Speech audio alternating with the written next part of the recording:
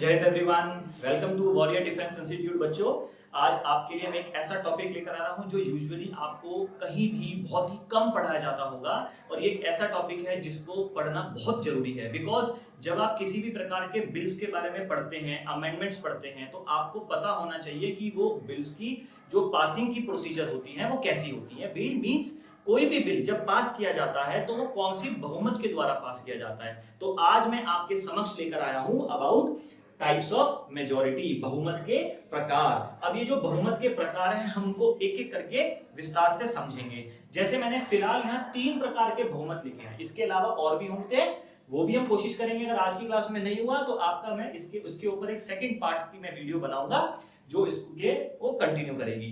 तो सबसे पहले हम मैंने लिखा है सिंपल मेजॉरिटी। तो देखिए सिंपल मेजॉरिटी का मतलब क्या होता है टाइप्स ऑफ मेजॉरिटी में। मैंने सब जगह क्या लिखा है 50% प्लस 1, 50% प्लस 1, 50% प्लस 1, जबकि नाम अलग अलग है। यहां पर सिंपल है, यहां एब्सोल्यूट है और यहां इफेक्टिव है। तीनों में अंतर क्या है? यहां पर 50% प्लस 1 का मतलब होता है 50% प्लस 1 ऑफ प्रेजेंट, उपस्थित और मतदान करने वाले। प्रेजेंट एंड वोटिंग का मतलब क्या हुआ? आज जो उपस्थित हुए हैं और जो उनमें से जो मतदान करने वाले हैं उनका 50% प्लस 1, तो डिफरेंस है। लाइकवाइज अगर मैं एब्सोल्यूट की बात करता हूं, मैं एग्जांपल भी आपको दूंगा। अगर मैं एब्सोल्यूट की बात करता हूं तो इसका मतलब होता है एब्सोल्यूट मेजॉरिटी में मतलब 50% प्लस 1 ऑफ टोटल मेंबरशिप। ध्यान रखना, टोटल मेंबरशिप यानी कि जो कुल संख्या है, जो कुल स्ट्रेंथ है, उसका जो है 50% प्लस 1। जबकि बच्चों जो थर्ड टाइप है, जो हम इफेक्टिव मेजॉरिटी की बात करते हैं, यहां पर आपको ध्यान रखना है इफेक्टिव मतलब ऐसे एमपीज। यहां मैं आपको थोड़ा एग्जांपल से समझाऊंगा। मान लेते हैं लोकसभा में 543 एमपीज का इलेक्शन होकर के वो एमपी बने, लोकसभा के सदस्य बनकर आए। इन 543 में से मान लेते हैं 2 ने रिजाइन कर दिया, 2 ने इस्तीफा दे दिया। मान लेते हैं 3 लोगों का इलेक्शन जो है वो इनवैलिड ठहरा दिया गया, रद्द हो गया। इलेक्शन क्या हो गया? इनका रद्द हो गया।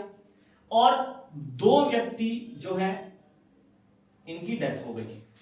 तो अगर आप देखें 2, 3, 5 और 2, 7, तो एक्चुअली में लोकसभा की इफेक्टिव स्ट्रेंथ कितनी हुई? इफेक्टिव स्ट्रेंथ लिख रहा हूं बेटा, देखो मैं I have written over here effective strength. तो यहां इफेक्टिव स्ट्रेंथ हुई बेटा 543 माइनस 7 इज इक्वल टू 536। आप समझ रहे? तो इन दोनों में क्या डिफरेंस है?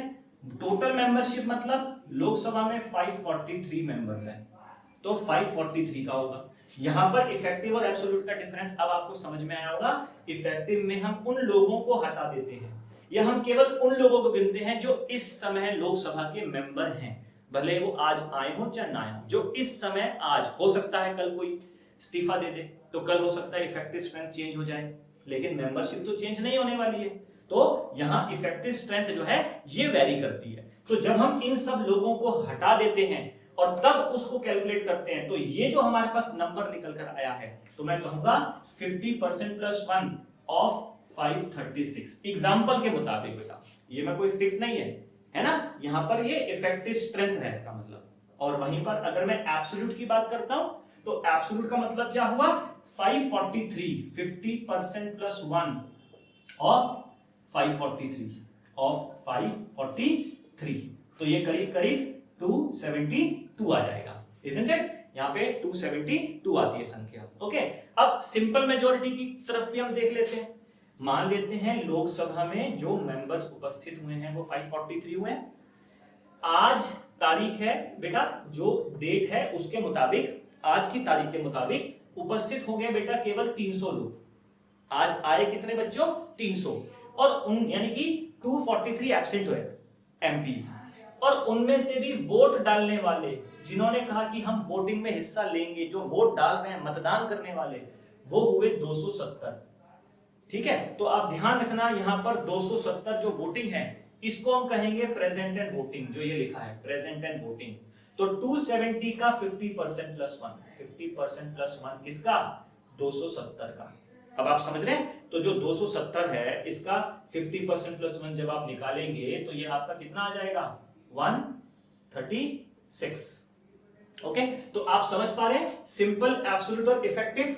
तीनों में आपको ध्यान रखना है 50% प्लस 1 ही है, लेकिन आपको थोड़ा लॉजिक क्या लगाना है कि ये प्रेजेंट एंड वोटिंग का है, ये टोटल मेंबरशिप का है और ये इफेक्टिव स्ट्रेंथ का।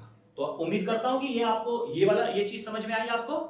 अभी कंप्लीट नहीं हुआ ये टॉपिक, इसके बाद फिर एक और आपकी मेजॉरिटी होती है and that is special majority. कौन सी होती है?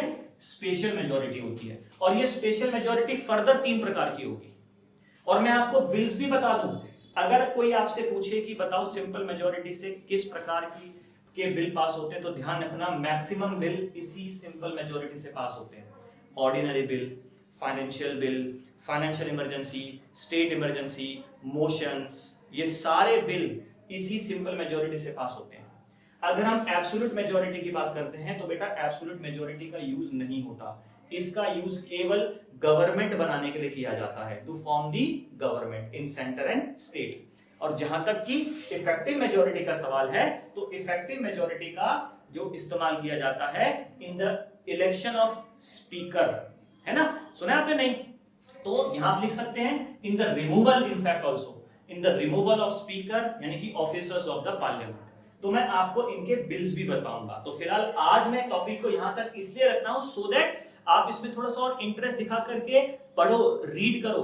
फिर हम इसकी डिटेल में इसके सेकंड पार्ट में जाएंगे, जिसमें मैं आपको इन सभी के बिल्स के बारे में बताऊंगा और जो स्पेशल मेजॉरिटी 3 प्रकार की होती है वो मैं आपको क्लैरिफाई करूंगा। तो उम्मीद करता हूं कि आपको ये बहुत बढ़िया लगा होगा आज की क्लास। अगर आपको अच्छी लगी है क्लास तो इसको लाइक करें और ज्यादा से ज्यादा बच्चों तक शेयर करें सो दैट ये मैटर बच्चों तक पहुंच पाए। ठीक है, अगली क्लास में आपसे फिर जल्द मुलाकात होती है। जय हिंद ऑल ऑफ यू।